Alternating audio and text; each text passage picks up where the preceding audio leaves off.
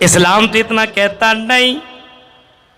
ओ लोगों, जब ये दोनों के दोनों माँ बाप बुढ़ापे को पहुंच जाएं, जब दोनों की समातें काम न करने लगे, जब दोनों की नजरें काम न करने लगे, जब सुनाई न दे, जब बोलने की क्षमता और बोलने की ताकत ना हो, वला तन्हरहुमा वकुल लहुमा कौलन करीमा। इस्लाम तो कहता है ऐसी हाल में, यानी जब बुढ़ापे को ये दोनों पहुंच जाए, वला तन्हरहुमा, तो झिड़क कर की बातें न करो, उससे बहुत ही ज्यादा उसीले अंदाज में बातें न करो। वला तन्हरहुमा वकुल लहुमा कौलन करीमा, और जब भी अपने माँ बाप से बात करो तो बहुत प्यार से तुम बातें किया करो, बहुत प्यार से बातें किया करो। आज वो कमजोर है तो क्या हुआ, कल भी तो तुम कमजोर थे, कल भी तो तुम चल नहीं सकते थे, बैठ नहीं सकते थे, खा नहीं सकते थे।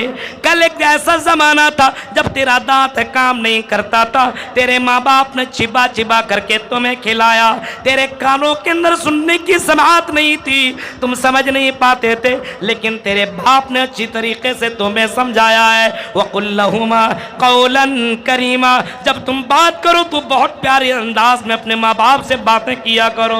और इतना ही नहीं, वक़्फ़िज़ लहुमा जनाह ज़ुल्ल मिनर रहमा वक़ुल लहुमा जनाह ज़ुल्ल मिनर रहमा, और अपने माँ बाप के लिए रहमत की ये बाजू फैला दिया करो। जिस तरीके से मुर्गियां अपने परों को फैला देती हैं और अपने बच्चों को अपने अंडर में ले लेती हैं ताकि कोई हमला न करे, ताकि कोई हमारे बच्चों के ऊपर कोई आंखें न दिखाए, मेरे बच्चों को कोई नुकसान न पहुंचाए। अगर तेरे माँ बाप बुढ़ापे को पहुंच जाए तो तुम इतना भी करो, अपने रब से, अपने परवरदिगार से दुआ मांगो, वक़ुर रब्बिरहमहुमा कमा रब्बयानी सगीरा। इस्लाम तो कहता है जब तुम्हारे माँ बाप बुढ़ापे को पहुंच जाए तो अपने माँ बाप के लिए दुआ करो, रब्बिरहमहुमा कमा रब्बयानी सगीरा। आय अल्लाह, मेरे माँ बाप के ऊपर उसी तरह रहम फरमा जिस तरह उसने मेरे ऊपर बचपन में रहम फरमाया था, रहम किया था, वैसे मेरे माँ बाप के ऊपर रहम फरमाओ। ये मजहब इस्लाम ने ये मकाम दिया है, वरना गैरों के यहाँ चले जाइए, बूढ़ों का क्या हाल है देख लीजिए। मजहब इस्लाम को छोड़िए, दूसरों में चले जाइए, लड़कियों का क्या हाल है। उनका सामान उस वक्त बिकता ही नहीं जब तक कि वो सेक्सी ड्रेस पहन करके प्रचार किसी सामान का न करवा ले, वो तो भी किसी न किसी की बहन है। शैम्पू, सामान, साबुन, कोई भी आप सामान देखिए, लड़कियों की नंगी तस्वीरें हैं। इस्लाम कहता नहीं, दुनिया की सबसे कीमती दौलत ये औरत। अद्दुनिया कुल्लुहा मता व खैरु मताइ दुनिया अलमरातु सालिहा। ये मकाम दिया तो मजहब इस्लाम ने ये मकाम दिया है। इस्लाम को छोड़ करके गैर मजहब को अपनाने वालियों, ये इंदौर और भोपाल को जरा देखो, सोशल मीडिया के ऊपर जो तहरीरें दौड़ रही हैं, जो तहरीरें गर्दिश कर रही हैं, जरा उन तहरीरों को कभी पढ़ो। और मेरी प्यारी बहनों, तुम्हें मजहब इस्लाम की अहमियत का पता नहीं चल रहा है। किसी लड़की ने मोबाइल दे दिया, हाँ लड़के ने मोबाइल दे दिया, कुछ गिफ्ट दे दिया, तो चलो हम इश्क लड़ाएं, चलो हम प्यार करें, चलो हम मोहब्बत करें। ये मौलवी तो हमें रोकता है, टोकता है। हमारा जिस्म हमारी मर्जी, मेरा जिस्म मेरी मर्जी। हम जींस पहने, टी शर्ट पहने, हम किसी के साथ इश्क लड़ाएं, तुम्हें क्या प्रॉब्लम है। उस लड़की ने लिखा, भोपाल की लहरें वाली उस लड़की ने लिखा, काश के मैं ये कदम न उठाई होती तो आज मेरी जिस्मों के साथ ये खिलवाड़ न किया जाता। गैर के साथ भाग गई। अरे यहाँ तो बहुत फतवेबाजे हो रहे हैं, यहाँ तो कोई एंजॉय करने का मौका नहीं दिया जा रहा। कह रहा कि लड़कियों से बातें ना करो, अपनी जबान के ऊपर कंट्रोल, आंखों के ऊपर कंट्रोल। कितनी बातें मानो, ये हिंदुस्तान है कि कोई सऊदीया थोड़ी है। भाग गई लड़के ने जिस्म का मजा लिया, 2-4 रातें अपने साथ सुलाया, उनके जिस्मों से खेला, एंजॉय किया। उसके बाद उसने अपने दोस्तों को बुलाया और दोस्तों के हवाले अपनी बीवी को कर दिया और दोस्तों ने उसके साथ एंजॉय करना शुरू कर दिया, दरिंदों जैसा सलूक करना शुरू कर दिया।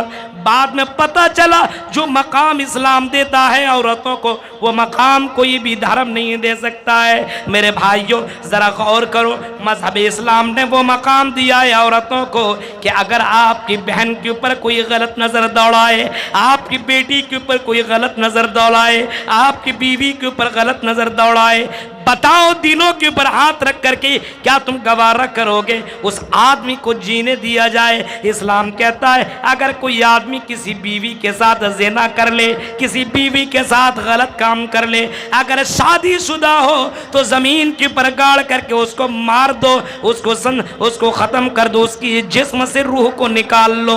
मेरे भाइयों इतना सख्त कानून इस्लाम नाफिज करता है। औरतों का मकाम इस्लाम ने जो दिया वो मकाम किसी भी धर्म ने नहीं दिया है।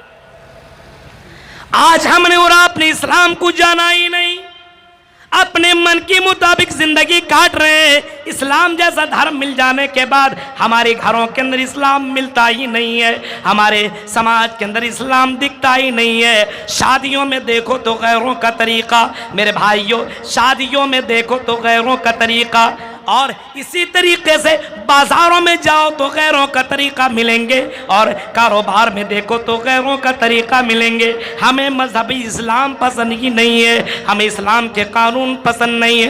क्यों नहीं पसंद है? क्यों नहीं इस्लाम तुम्हें पसंद है? जबकि इस्लाम अल्लाह की नज़र में सबसे पसंदीदा दीन है। इन्नद्दीन इंदल्लाहिल इस्लाम, अल्लाह की नज़र में इस्लाम से बढ़कर के कोई दूसरा दीन नहीं है, कोई दूसरा धर्म नहीं है।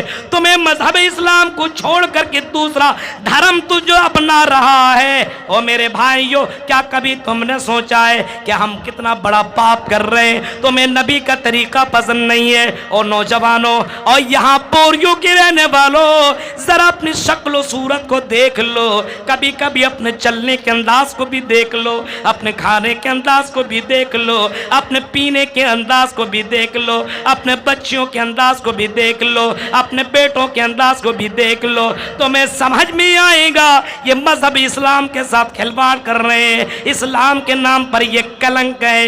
ये कैसा मुसलमान है जो शराब भी पीता है, जो जुआ भी खेलता है, जो ज़िना भी करता है, जो प्यारों के चक्कर में लगा है, जो मोहब्बत के चक्कर में लगा है, जो दूसरों की बेटियों और बहनों को छेड़ने में लगा है, जो रात रात भर मोबाइल के अंदर बातें भी कर रहा है, जो दूसरों के पर जुल्म और जियादती कर रहा है, जो दूसरों को मार रहा है और अपनी जबान से दूसरों को तकलीफें पहुंचा रहा है। यह कैसा मुसलमान है मेरे भाइयों? क्या मुसलमान ये काम कर सकता है? मुसलमान किसी मुसलमान को तकलीफ नहीं दे सकता, मुसलमान किसी मुसलमान की बेइज्जती नहीं कर सकता, मुसलमान किसी मुसलमान की जमीन को नाजायज तौर पर कब्जा नहीं कर सकता। मेरे भाइयों ये कैसे मुसलमान हो? इस्लाम तेरी जिंदगी में आने के बाद तुम शराब से तुमने दोस्ती कर ली, तुमने ज़िना से दोस्ती कर ली, तुमने जुए से दोस्ती कर ली, तुमने हराम चीजों से दोस्ती कर ली। वाह मुसलमान तुम कैसे मुसलमान हो? कैसे मुसलमान? बनी बनाई ये खीर मिल गई है, खा रहे हो। इस्लाम ऐसे नहीं पहुंचा है, बहुत मेहनत, बहुत ज्यादा मशक्कत, बड़ी तकलीफों के बाद इस्लाम हिंदुस्तान और हमारी इस बोरियों तक पहुंचा है। दीनारियां औरत ने अपने भाई, अपने बाप, अपने शौहर और अपने बेटे को कुर्बान किया, तभी इस्लाम हम तक पहुंचा। हाँ, इस्लाम ऐसे ही नहीं पहुंचा है। कई लोगों ने अपनी जान की, अपने माल की कुर्बानी दी, तब ये इस्लाम हम तक पहुंचा है। मेरे भाइयों हम और आप इस्लाम की अहमियत को जानते ही नहीं है। आज चंद पैसों में हम अपने इस्लाम को बेच रहे हैं। देख रहे बहुत से लोगों को आपने देखा होगा, एक चाय पिला दीजिए आपका गुण और आपकी तरफदारी करने लगेगा, फौरन बदल जाए। एक चाय में बिकने वाली ये कौम बन गई है। इलेक्शन के दौर में देखिए कितने लोग अपना ईमान बेच देते हैं। मुझे वो हदीस याद आ रही है, बादिरू बिल्लामाली फितना का क़िताइल लैलिल मुज़लिम युस्बिहु रजुलु मुमिना व युमसी काफिरा औ युमसी मुमिना व युस्बिहु काफिरा यबीउ दीनहु बिअरज़िम मिनद दुनिया। एक ज़माना ऐसा आएगा शाम में तो मुसलमान होगा लेकिन सुबह काफिर हो जाएगा, सुबह काफिर होगा लेकिन शाम में मुसलमान बन जाएगा। रात में दिखेगा ये तो जलसों के अंदर मौजूद था, आलिमों की तकरीरें सुन रहा था, जमील अख्तर शफीक की नज़ामत में बड़ी अच्छी तकरीरें भी वो सुन रहा था, कुरान की आयतें भी सुन रहा था। लेकिन मेरे भाइयों ज़रा गौर करो, इस्लाम जरा गौर करो मेरे भाइयों, वो ज़माना और वो दौर आ चुका है कि रात में मुसलमान है और सुबह ज़रा देखिए जैसे सुबह करे फजर की अजान उनके कानों से टकराए अस्सलातु खैरुम मिनन नौम, तो नमाज उसकी ज़िंदगी में कोई अहमियत नहीं रखता, नमाज का उसकी ज़िंदगी में कोई मर्तबा कोई वैल्यू नहीं है। ये नमाज मेरे लिए नहीं है, ये नमाज हमारे लिए नहीं है। हम तो दिल्ली बम्बई कलकत्ता में कमाने वाले हैं, हम तो यूनिवर्सिटियों में पढ़ने वाले हैं, हम तो स्कूलों के अंदर पढ़ने वाले हैं, हम तो कॉलेजों के अंदर पढ़ने वाले हैं। चलो हम इश्क लड़ाएं, चलो हम प्यार करें, चलो हम मोहब्बत करें, चलो हम अपनी गर्लफ्रेंड से बातें करें। ये नमाज तो मौलवियों के लिए, ये नमाज तो मदरसा के बच्चों के लिए, ये नमाज तो मदरसा की बच्चियों के लिए, ये नमाज हमारे लिए नहीं है। और लोगों, इस्लाम की अहमियत को आपने समझा ही नहीं है, इस्लाम के मकाम को आपने जाना ही नहीं है। इस्लाम के मकाम को जानना है तो कभी कभी सुमैया के वाक़यात को भी कभी पढ़ लिया करो।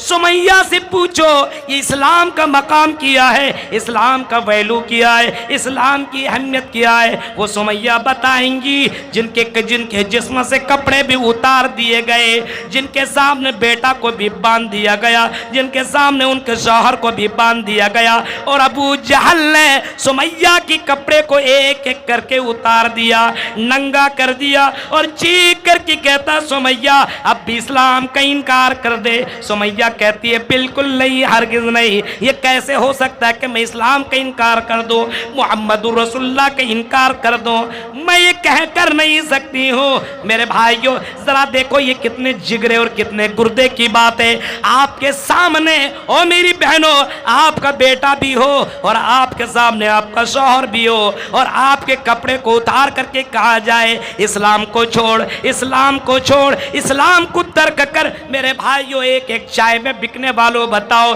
जरा बताओ शादियों के मौके पे जहेज लेने वालों, जरा हम इतनी भी कुर्बानियां नहीं दे सकते तो बताओ इतनी बड़ी कुर्बानी कैसे दे सकते हैं? हम अपनी जान की कुर्बानी कैसे दे सकते हैं? हम अपनी जिस्म की कुर्बानी कैसे दे सकते हैं? सुमैया ने वो करके दिखाया, आज भी तारीख की किताबों के अंदर मौजूद है। सुमैया को दो पार्ट में चीर दिया गया, दो घोड़े में बांध करके एक पश्चिम और पूरब की तरफ धकेल दिया गया। सुमैया दो टुकड़ों में बट गई लेकिन अपने ईमान को छोड़ना गवारा न किया।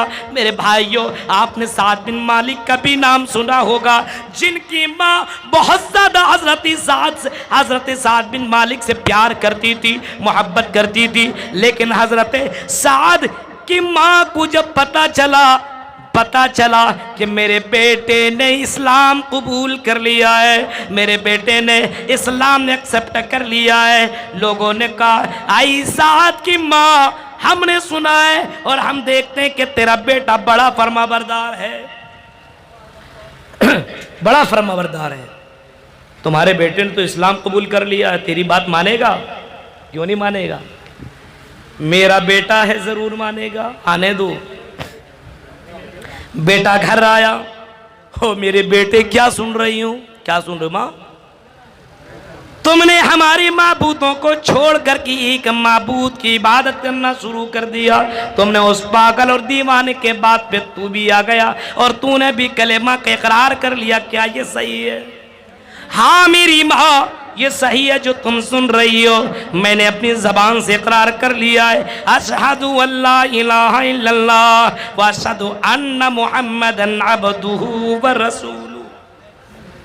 माँ कहती है बेटा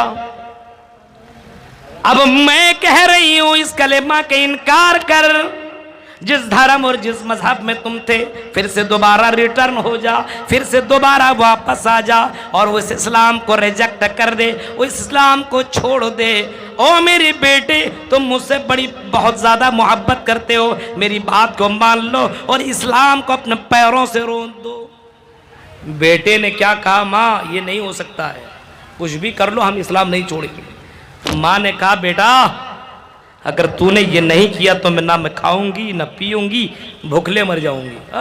भूखे लोग कहेंगे देखो साथ की माँ ने न खाया न पिया भूखे मर गई, लोग तुम्हें ताना देंगे, लोग तुम्हें बद्दुआएं देंगे। हो मेरे बेटे कम से कम मेरी बात मान ले। एक दिन वैसे ही गुजरा, दूसरे दिन भी वैसे गुजरा, तीसरे दिन भी वैसे ही गुजरा। उस औरत की हालत, बुढ़िया की हालत खराब, कमजोर हो गई। बेटे ने देखा अब तो कुछ अगर ना कहूं तो हो सकता है ये मर जाए। बेटे ने कहा मां सुन, आई मेरी मां, तू मेरी जिंदगी में एक मां है, एक मां है। अगर मेरी जिंदगी में अल्लाह ताला 100 माएं अदा कर दे, 100 माएं दे दे, एक नहीं 100 दे दे, और एक एक करके तेरी जगह एक एक करते मरती चली जाए, तड़प तड़प करके मर जाए। हो मेरी माँ ये सब मैं बर्दाश्त कर सकता हूँ, लेकिन मेरी माँ इस्लाम को अपनी जिंदगी में जाने देना मैं गवारा नहीं कर सकता। वो चाय के होटलों में बैठ करके चाय पी करके अपने ईमान को बेचने वालों, शादी मौके पे बारात लेकर के जाने वालों, जहेज लेने वालों, इस्लाम को बदनाम करने वालों, क्या ये वाक़यात कभी तेरी जहनों के अंदर, कभी तेरी जहनों के अंदर ये वाक़यात नहीं आते हैं? क्या तेरे कानों से वाक़यात नहीं टकराते हैं? मेरे भाइयों, मजहब इस्लाम ने तुम्हें वो मकाम दिया, मजहब इस्लाम ने तुम्हें वो मकाम दिया है जो मकाम किसी भी धर्म में नहीं दिया है। इतना जबरदस्त ये मजहब है कि मेरे भाइयों के इसको छोड़ना लोग गवारा नहीं करते थे। बहुत सारे वाकयात हैं, उसकी तरफ जाना नहीं चाह रहा हूं, लेकिन हम और आप जरा देखिए, कोई लड़की कह दे तुम दाढ़ी में अच्छे नहीं लग रहे हो, दाढ़ी छिला लो। अब उस लड़की को पाने के लिए दाढ़ी भी छिलवा लेता है लोग, देखा है आपने कई लोगों को। लड़की का ये कुर्ता पाजामा मौलवी बन गए, छोड़ो इसको, जीन्स पहनो, टी शर्ट पहनो, मुझे शाहरुख अच्छा लगता है, मुझे सलमान अच्छा लगता है। अब इसको शाहरुख चाहिए और सलमान चाहिए। ये दाढ़ी ना रखो, इससे तुम अच्छे नहीं लगते हो, हैंडसम नहीं लग रहे हो। लड़कियों की डिक्शनरी में हैंडसम, जिसके पास दाढ़ी ना उसको हैंडसम कहा जा रहा है। हजरत आयशा के डिक्शनरी में वो हैंडसम नहीं है, नबी को सबसे बड़ा हैंडसम करार दिया गया है और सबसे बड़ा खूबसूरत जनाब मोहम्मद रसूलुल्लाह को करार दिया गया है। और हजरत आयशा खुद कहती हैं कि मेरा शौहर, मेरा हस्बैंड जनाब मोहम्मद रसूलुल्लाह दुनिया में सबसे ज़्यादा खूबसूरत यूसुफ से ज़्यादा खूबसूरत यूसुफ को दो औरतों ने देखा तो अपने अपने हाथों को काट लिया।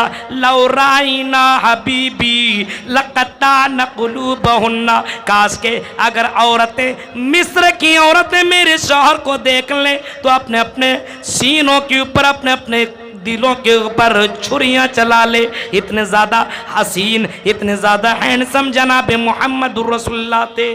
अब सवाल यह है कि नबी के पास दाढ़ी थी कि नहीं? दाढ़ी में इतने ज्यादा खूबसूरत कि कायनात ने इतना खूबसूरत चेहरा देखा ही नहीं है।